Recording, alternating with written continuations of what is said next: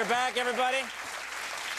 You all remember, of course, my first guest from her hit show, The Nanny. Well, now you can see her in the play The Exonerated at the 45 Bleecker Theater here in New York City. Please welcome Fran Drescher.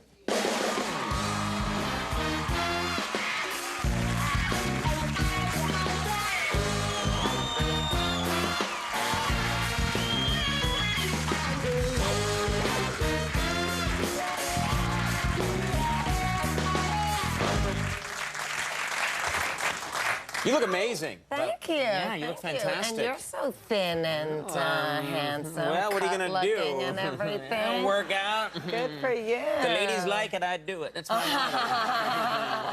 Yeah. Yeah, all right.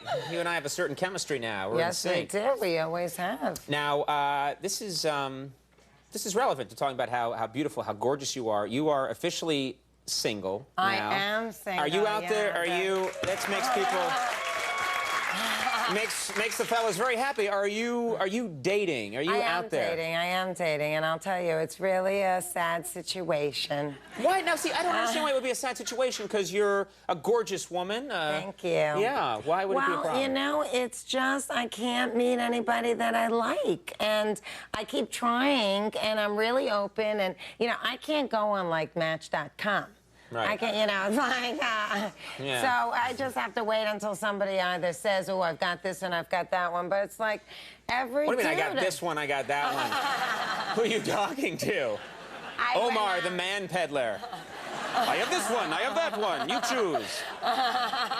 So, I went out with one dude, and it was the most monosyllabic date I've ever been on in my life. All he did was say one-word answers.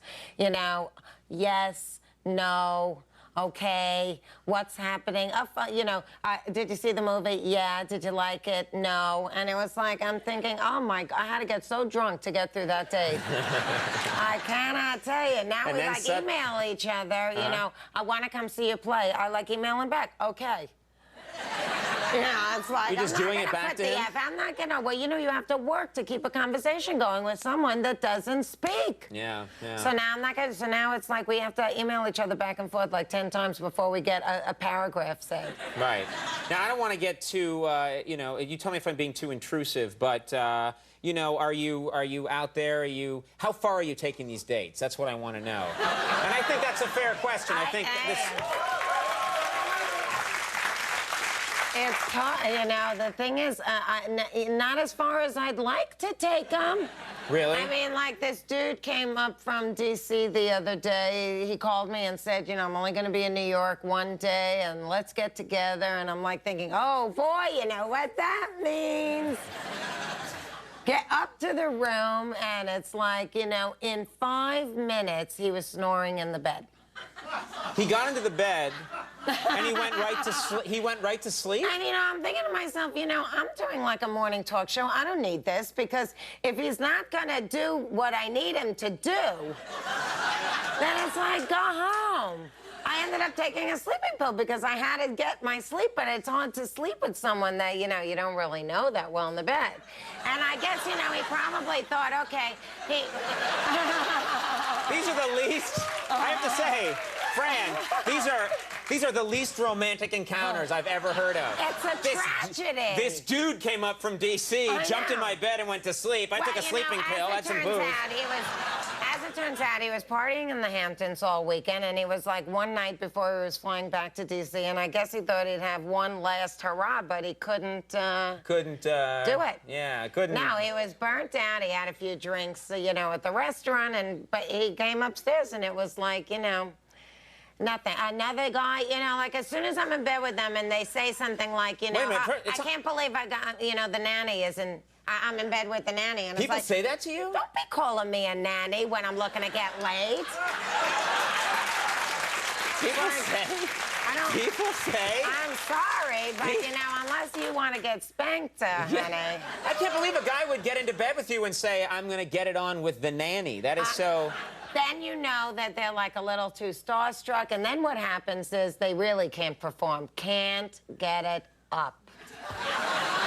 But you... And it's very upsetting, because what happens is then the guy immediately gets very apologetic, very upset, and so I feel bad. I spend the rest of the time telling them it doesn't matter. But you know what? It matters. So you, because you're someone who's famous, who's been in, you know, movies and television, that is the reason that he can't perform. Exactly, because he thinks that, you know, he immediately starts to think he's not going to be good enough, and then you know what? He ain't good enough because he can't do it. I find that the fact that I'm a celebrity inhibits me, actually. I sometimes think I can't do this because of who I am. And that's, you know, very sad for me.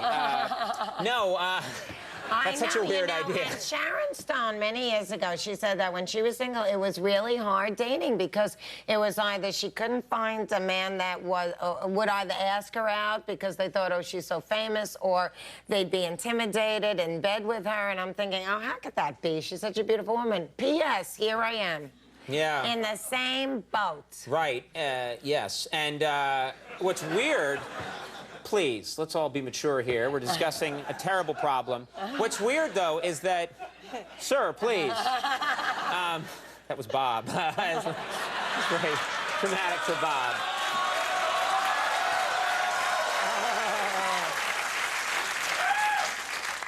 Bob's got a newspaper over his lap right now.